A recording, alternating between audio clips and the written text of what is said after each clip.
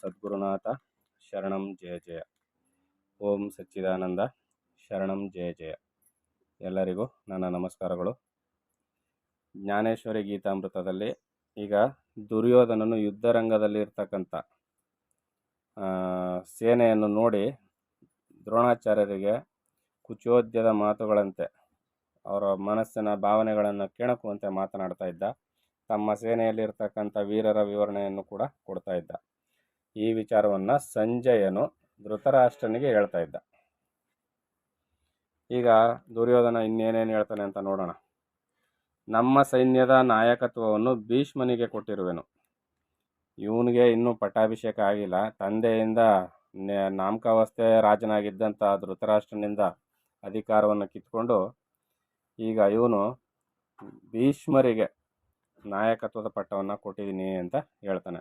ಕೊಡೋದಕ್ಕೂ ಬಿಡೋದಕ್ಕೆ ಇವನು ಯಾರೋ ಭೀಷ್ಮರದೇ ರಾಜ್ಯ. ಅದು ನ್ಯಾಯವಾಗಿ ನೋಡಿದ್ರೆ ಧರ್ಮ ಅಂತ ಹೇಳಿ ಧರ್ಮಕ್ಕೆ ಕಟ್ಟುಬಿದ್ದಂಥ ಭೀಷ್ಮರಿಂದ ಇಷ್ಟೆಲ್ಲ ಅನಾಹುತಗಳು ನಡೀತಾ ಇದೆ. ಈತನು ಶತ್ರುಗಳಿಗೆ ಭಯಂಕರನಾಗಿಯೂ ಕುರುಕುಲಕ್ಕೆ ಪಿತಾಮಹನಾಗಿಯೂ ಜಗತ್ತಿನಲ್ಲಿರುವ ಶೂರರಿಗೆ ಮಕುಟಮಣಿಯಂತೆ ಭೂಷಣಪ್ರಾಯನಾಗಿಯೂ ಇರುವನು. ಯಾರು? ಭೀಷ್ಮ. ಈ ಭೀಷ್ಮನು ವಿರಚಿಸಿರುವ ಸೈನ್ಯವನ್ನು ನೋಡಿರಿ. ಆ ಕಡೆ ಪಾಂಡವರ ಸೈನ್ಯವನ್ನು ದುಷ್ಟದ್ಯುಮ್ನ ರಚನೆ ಮಾಡಿದ್ದಾನೆ, ವ್ಯೂಹವನ್ನು ರಚನೆ ಮಾಡಿದ್ದಾನೆ. ಈ ಕಡೆ ಭೀಷ್ಮರು ರಚನೆ ಮಾಡಿದ್ದಾರೆ. ನಮ್ಮ ಸೇನೆಯು ದುರ್ಗದಂತೆ ಕಾಣಿಸುವುದು. ಈತನ ಶೌರ್ಯದ ಮುಂದೆ 3 ಲೋಕಗಳು ತುಚ್ಛವಾಗಿ ಕಾಣಬರುತ್ತವೆ. ಮೊದಲೇ ಸಮುದ್ರವನ್ನು ದಾಟುವುದು ಕಷ್ಟ, ಅದರಲ್ಲಿಯೂ ಬಡಬಾಗ್ನಿಯು ಎದ್ದರೆ ಸಾಧ್ಯವೇ? ಸಮುದ್ರ ಅಂತಕ್ಕಂಥದ್ದು ಭಾಳ ವಿಶಾಲವಾಗಿರ್ತಕ್ಕಂಥ ಜಲರಾಶಿಯನ್ನು ಹೊಂದಿರತಕ್ಕಂಥದ್ದು. ನಾವು ಸಣ್ಣ ಪುಟ್ಟ ಕೆರೆಗಳಲ್ಲಿ ಒಂದು 10 ಮೀಟ್ರು 15 ಮೀಟ್ರ್ ಈಜೋದೇ ಕಷ್ಟ. ಅಂಥದ್ರಲ್ಲಿ ಒಂದು ಕೆರೆ ಈಜೋದಕ್ಕಾಗೋದಿಲ್ಲ, ಒಂದು ಹೊಳೆ ಈಜೋದಕ್ಕಾಗೋದಿಲ್ಲ. ಸಮುದ್ರ ದಾಟೋದಕ್ಕಾಗತ್ತೆಯೇ? ಸಾಧ್ಯದ ಇಲ್ಲದ ಮಾತು. ಅಂಥದ್ರಲ್ಲಿ ಬಡಬಾಗ್ನಿ ಎದ್ದು ಉರಿತಾ ಇದ್ದರೆ ಸಮುದ್ರದಲ್ಲಿ ಆ ಬೆಂಕಿಯೊಳಗೆ ಸಮುದ್ರ ಈಜಿ ದಡ ಸೇರೋದು ಸಾಧ್ಯವೇ?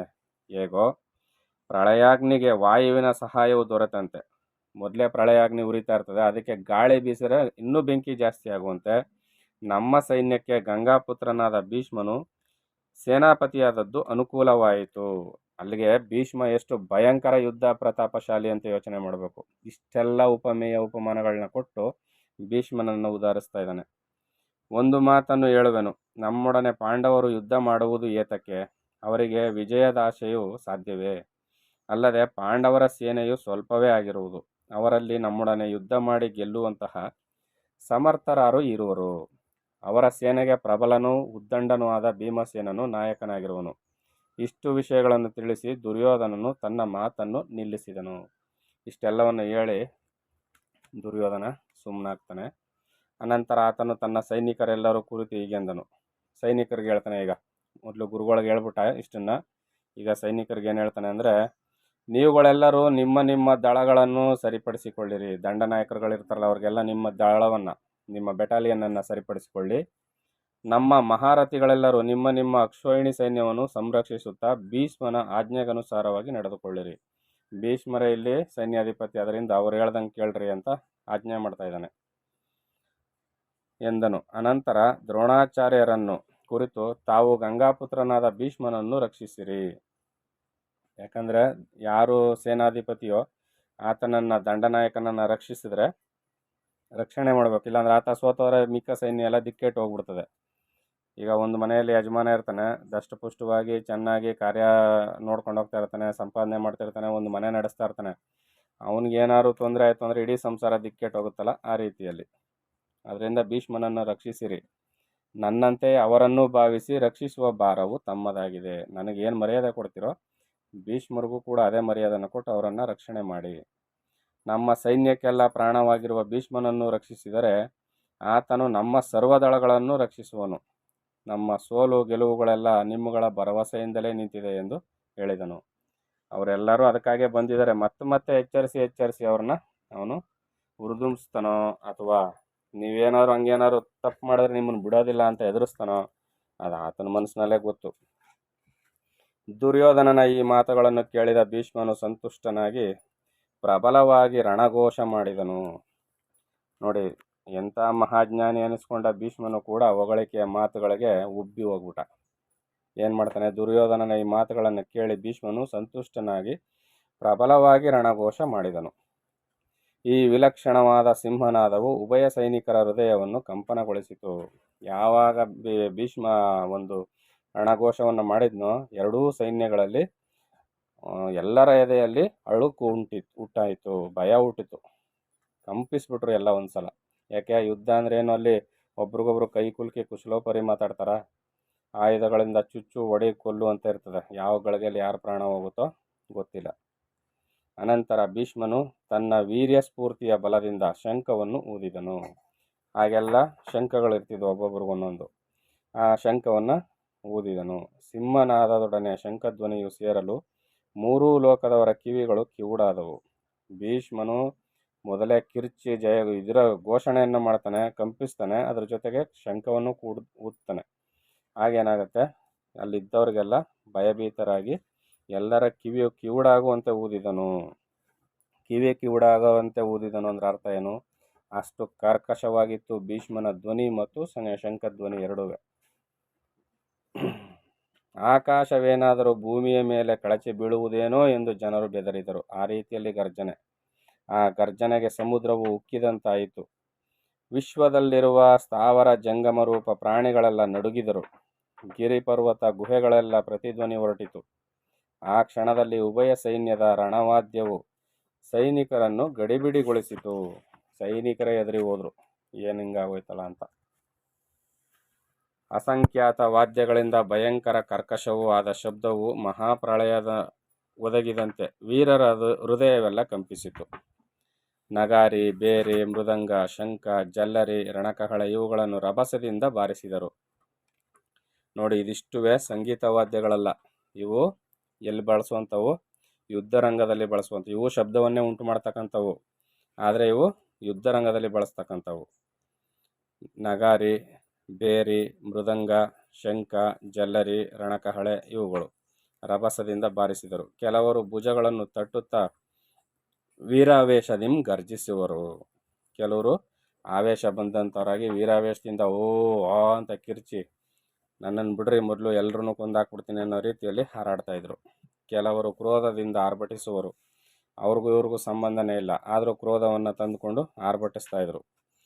ಮಹೋನ್ನತವಾದ ಆನೆಯು ಜನರ ಗುಂಪಿನಲ್ಲಿ ನುಗ್ಗಿದರೆ ಪಾದಘಾತಕ್ಕೆ ಸಿಕ್ಕಿದವರೆಲ್ಲರೂ ಪ್ರಾಣವನ್ನು ಕಳೆದುಕೊಳ್ಳುವಂತೆ ಮದವೇರಿದ ಆನೆ ಜನಗಳು ನಿಂತಿರೋ ಗುಂಪಿಗೆ ನುಗ್ಗಿಬಿಟ್ರೆ ಅದ್ರ ಕಾಲಿಗೆ ಯಾರು ಸಿಗ್ತಾರೋ ಜನಗಳವರೆಲ್ಲ ಸತ್ತು ಹೋಗ್ತಾರೆ. ಅದರಂತೆ ಅನೇಕ ಶೂರವೀರರು ಪ್ರಾಣ ಭಯದಿಂದ ಉಳಿಯುವ ಉಪಾಯವನ್ನು ಕಾಣದೆ ಭಯಭೀತರಾದರು. ಯಾವುದೋ ಒಂದು ಮದ್ದಾನೆ ನುಗ್ಗಿಬಿಡ್ತೇನೋ ಗುಂಪುಳಕ್ಕೆ ಅಂತ ಯಾರೇ ಆ ಥರ ಜನಗಳೆಲ್ಲ ಪ್ರಾಣ ಭೀತಿಯಿಂದ ನಡುಗಿ ಹೋಗ್ತಾರೋ ಆ ರೀತಿಯಲ್ಲಿ ಶೂರವೀರರು ಅಲ್ಲಿ ನಿಂತಿದ್ದವರೆಲ್ಲ ಎದುರಿ ಹೋದರು. ಕೆಲವರು ಅಲ್ಲು ಬಿಡುತ್ತಾ ತಲ್ಲಣಿಸಿ ಮೂರ್ಛಿತರಾದರು. ನೋಡಿ, ಶಂಖನಾದ ಯಾವಾಗ ಮೊಳಗ್ತೋ, ಭೀಷ್ಮ ಯಾವಾಗ ಗರ್ಜನೆಯನ್ನು ಮಾಡಿದ್ನೋ ಅಲ್ಲಿದ್ದ ವೀರಾದಿ ವೀರರು ಕೆಲವರು ಗರ್ಜನೆಯನ್ನು ಮಾಡಿದ್ರು. ಯುದ್ಧಕ್ಕೆ ಬಂದಿದ್ದವರೆಲ್ಲ ಯುದ್ಧ ಆರಂಭಕ್ಕಿಂತ ಮುಂಚೆನೇ ಕೆಲವರು ಮೂರ್ಛೆ ಹೋಗ್ಬಿಟ್ರಂತೆ ಹೆದರ್ಕೊಂಡು. ಅನೇಕ ವೀರರು ಭಯದಿಂದ ಮಾತಾಡದೆ ನಿಂತರು. ಇಂತಹ ವಿಲಕ್ಷಣ ಶಬ್ದವನ್ನು ಬ್ರಹ್ಮಾದಿ ದೇವತೆಗಳು ಕೇಳಿ ಪ್ರಳಯ ಬಂದಿರಬಹುದೇನೋ ಎಂದುಕೊಂಡರು. ಈ ರೀತಿಯಲ್ಲಿ ಘಟನೆ ನಡೀತು. ಈ ರೀತಿ ಭಯಂಕರವಾದ ರಣ ಕೋಲಾಹಲವನ್ನು ಸ್ವರ್ಗಲೋಕದವರು ಕೇಳಿ ಬಹುವಿಧವಾಗಿ ಮಾತನಾಡಿಕೊಳ್ಳುತ್ತಿರಲು ಪಾಂಡವರ ಕಡೆ ಏನಾಯಿತು ಎಂಬುದನ್ನು ಹೇಳುವೆನು, ಕೇಳಿರಿ. ಈಗ ಪಾಂಡವರ ಕಡೆದು ಏನಿದೆ ಅಂತ ಹೇಳ್ತಾರೆ. ಇಷ್ಟೊತ್ತು ದುರ್ಯೋಧನನ ಕಡೆ ಸೈನ್ಯದಲ್ಲಿ ನಡೀತು, ಈಗ ಪಾಂಡವರದು ಮಾತು. ವಿಜಯಕ್ಕೆ ಮೂಲ ಸ್ಥಾನವಾಗಿರುವ ಅರ್ಜುನನ ರಥಕ್ಕೆ ಗರುಡನ ಸಮಾನ ವೇಗವಾಹಿನಿಯಾದ ತೇಜಸ್ವಿಯಾದ 4 ಕುದುರೆಗಳನ್ನು ಕಟ್ಟಿದ್ದಿತು. ಇಲ್ಲಿ ಗರುಡನ ಸಮಾನವಾಗಿ ಓಡ್ತಕ್ಕಂಥ ಅಷ್ಟು ಪ್ರಭಾವಶಾಲಿಯಾದಂಥ ಕುದುರೆಗಳನ್ನ ಅರ್ಜುನನ ರಥಕ್ಕೆ 4 ಕುದುರೆಗಳನ್ನ ಕಟ್ಟಿದ್ರು. ಪಾರ್ಥನ ರಥವು ರಣರಂಗದಲ್ಲಿ ಮೇರು ಪರ್ವತಕ್ಕೆ ರೆಕ್ಕೆಗಳು ಬಂದಂತೆ ಚಲಿಸುವುದಾಯಿತು. ಮೇರು ಪರ್ವತ ಭಾರಿ ದೊಡ್ಡದು, ಗಟ್ಟಿಮುಟ್ಟಾಗಿರ್ತಕ್ಕಂಥದ್ದು. ಅದಕ್ಕೆ ರೆಕ್ಕೆಗಳು ಬಂದರೆ ಕೇಳಬೇಕಾ, ಹಾರ್ಕೊಂಡು ಹೋಗುತ್ತಲ್ಲ. ಆ ರೀತಿಯಲ್ಲಿ ಅರ್ಜುನನ ರಥಕ್ಕೆ ಕುದುರೆ ಕಟ್ಟಿದ್ರಿಂದ ಅದು ರಣರಂಗದಲ್ಲೆಲ್ಲ ಹಾರಾಡುವಂತೆ ಕಾಣಿಸ್ತಾ ಇತ್ತು. ಆ ರಥದ ಬೆಳಕು 10 ದಿಕ್ಕುಗಳಲ್ಲೂ ಬೆಳಗುವುದಾಯಿತು. ಸ್ವಯಂ ವೈಕುಂಠಾಧಿಪತಿಯಾದ ಶ್ರೀಕೃಷ್ಣನೇ ರಥದಲ್ಲಿ ಕುಳಿತಿರುವಲ್ಲಿ ಆತನ ಮಹಿಮೆಯನ್ನು ವರ್ಣಿಸುವರಾರು. ಇಲ್ಲಿ ಮಾತುಗಳನ್ನು ನೋಡಬೇಕು. ದುರ್ಯೋಧನನ ಪಾಳೆಯದ ವಿವರಣೆಯನ್ನು ಕೊಡಬೇಕಾದ್ರೆ ಮನಸ್ಸಿಗೆ ಅಹಿತವನ್ನೇ ಉಂಟು ಮಾಡುವಂಥ ಶಬ್ದಗಳು ಈಚೆ ಬರ್ತಾ ಇತ್ತು. ಇಲ್ಲಿ ರಣರಂಗವೇ ಆದರೂ ಪಾಂಡವರ ವಿಚಾರಗಳನ್ನ ಹೇಳ್ಬೇಕಾದ್ರೆ ಮನಸ್ಸಿಗೆ ತಂಪೆರೆಯುವಂಥ ಉಲ್ಲಾಸಭರಿತವಾದಂಥ ಮಾತುಗಳು ಈಚೆ ಬರ್ತಾ ಇದೆ. ಇದರ ಅರ್ಥ ಏನು ಅನ್ನೋದನ್ನು ನೀವುಗಳೇ ಗ್ರಹಿಸ್ಕೋಬೇಕು. ಪ್ರತ್ಯಕ್ಷ ಶಂಕರನ ಅವತಾರವಾದ ವಾನರನು ಅರ್ಜುನನ ರಥದ ಧ್ವಜದಲ್ಲಿ ಕುಳಿತಿರುವನು. ಆಗ ರಥಗಳಿಗೆಲ್ಲ ಧ್ವಜಗಳಿರ್ತಿದೋ, ಸಿಂಬಾಲಿಕ್ ಅವೆಲ್ಲ. ಆಗ ಈ ರಥದ ಅರ್ಜುನನ ರಥದಲ್ಲಿ ಬಾವುಟವನ್ನು ಕಟ್ಟಿದ್ರು. ಆ ಬಾವುಟದಲ್ಲಿ ಯಾರಿದ್ರು ಅಂದರೆ ಸಾಕ್ಷಾತ್ ಈಶ್ವರನ ಅವತಾರವಾದಂಥ ಆಂಜನೇಯನು ಅಲ್ಲಿ ಬಂದು ಬಾವುಟದಲ್ಲಿ ಚಿಹ್ನೆಯ ರೂಪದಲ್ಲಿ ಕುಳಿತುಕೊಂಡಿದ್ದನು. ಇನ್ನು ಸಾಂಜ್ಞಧರನಾದ ಗೋಪಾಲಕೃಷ್ಣನು ಸಾರಥಿಯಾಗಿ ಅರ್ಜುನನ ಪಕ್ಕದಲ್ಲಿ ಕುಳಿತಿರುವನು. ರಥವನ್ನು ಓಡಿಸುವವರು ಬೇರೆಯವರಿಗೆಲ್ಲ ಬೇರೆ ಬೇರೆಯವರಿದ್ದರೆ ಸಾಕ್ಷಾತ್ ಕೃಷ್ಣನೇ ಇಲ್ಲಿ ಅರ್ಜುನನಿಗೆ ಸಾರಥಿಯಾಗಿ ಕೂತಿದ್ದಾನೆ. ಇದೆಂತಹ ಆಶ್ಚರ್ಯ! ಪ್ರಭುವಿಗೆ ತನ್ನ ಭಕ್ತನಲ್ಲಿ ಎಂತಹ ಅದ್ಭುತ ಪ್ರೇಮವಿದೆ. ಯಜಮಾನನ ಸೇವೆ ಮಾಡೋದಕ್ಕೆ ಭೃತ್ಯರಿರೋದು, ಆದರೆ ಇಲ್ಲಿ ಯಜಮಾನನೇ ಸೇವಕನಿಗೆ ಸೇವೆ ಮಾಡೋದಕ್ಕೆ ಬಂದಿದ್ದಾನೆ. ಇದು ಲೋಕದಲ್ಲಿ ಅತ್ಯಂತ ಆಶ್ಚರ್ಯಕರವಾದ ವಿಚಾರ. ಭಕ್ತನನ್ನು ಹಿಂದಿಟ್ಟುಕೊಂಡು ಶ್ರೀಕೃಷ್ಣನೇ ಮುಂದುವರಿದಿರುವಲ್ಲಿ ಅರ್ಜುನನು ಭಾಗ್ಯಶಾಲಿಯಲ್ಲವೇ? ನಾನು ಕಾಯ್ತೀನಿ ನಿನ್ನ ತಲೆಯನ್ನು ಬಾ ಅಂತೇಳಿ ತನ್ನ ಬೆನ್ನೆಯಿಂದ ಅರ್ಜುನನ ಇಟ್ಕೊಂಡು ಯುದ್ಧರಂಗಕ್ಕೆ ಕೃಷ್ಣನೇ ಬಂದಿದ್ದಾನೆ ಸಾಕ್ಷಾತ್ತಾಗಿ. ಇದವನು ಅರ್ಜುನ ನಿಜವಾಗಿಯೂ ಭಾಗ್ಯಶಾಲಿ. ಆಗ ಶ್ರೀಕೃಷ್ಣನು ಪಾಂಚಜನ್ಯವೆಂಬ ಶಂಖವನ್ನು ಪ್ರೇಮದಿಂದ ಊದಿದನು. ಭೀಮ ಶಂಖವನ್ನು ಊದಿ 3 ಲೋಕಗಳು ತಲ್ಲಣಿಸುವಂತೆ ಕಿರ್ಚಿ ಸೈನಿಕರೆಲ್ಲ ಮೂರ್ಛೆ ಹೋಗ್ಬಿಟ್ರು. ಅದಕ್ಕೆ ಪ್ರತಿಯಾಗಿ ಕೃಷ್ಣ ಪಾಂಚಜನ್ಯವೆಂಬ ಶಂಖವನ್ನು ಪ್ರೇಮದಿಂದ ಊದಿದನು. ಅವರ ಗಂಭೀರ ಧ್ವನಿಯನ್ನು ಕೇಳುತ್ತಲೇ 3 ಲೋಕವು ಬೆರಗಾಯಿತು. ಸೂರ್ಯೋದಯವಾಗುತ್ತಲೇ ನಕ್ಷತ್ರಗಳ ಪ್ರಭೆಯು ಅಡಗುವಂತೆ, ನೋಡಿ, ಸೂರ್ಯ ಹುಟ್ಟಿದ ತಕ್ಷಣ ಸಣ್ಣ ಸಣ್ಣಾಗಿ ಮಿನುಗ್ತಾ ಇದ್ದಂಥ ನಕ್ಷತ್ರಗಳ ಪ್ರಭೆಯೆಲ್ಲ ಅಡಗುವಂತೆ ಶ್ರೀಕೃಷ್ಣನ ಶಂಖಧ್ವನಿಯನ್ನು ಕೇಳುತ್ತಲೇ ಕೌರವರ ಸೇನೆಯ ರಣಕೋಲಾಹಲವೆಲ್ಲ ಒಂದೇ ಸಾರಿ ನಿಂತು ಹೋಯಿತು.